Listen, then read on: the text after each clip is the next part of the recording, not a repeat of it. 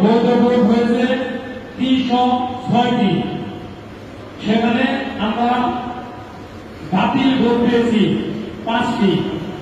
সভাপতি প্রার্থী ছিলেন আব্দুল্লাহ মামুন, তিনি ভোট পেয়েছেন 167টি। তার নিকটতম প্রতিদ্বন্দ্বী আমির ফয়সাল, তিনি ভোট পেয়েছেন 132টি। আমরা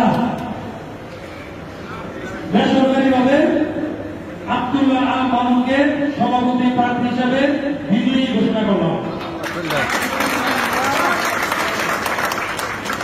এখন আসছি সাধারণ সম্পাদকের ফলাফল ঘোষণায়।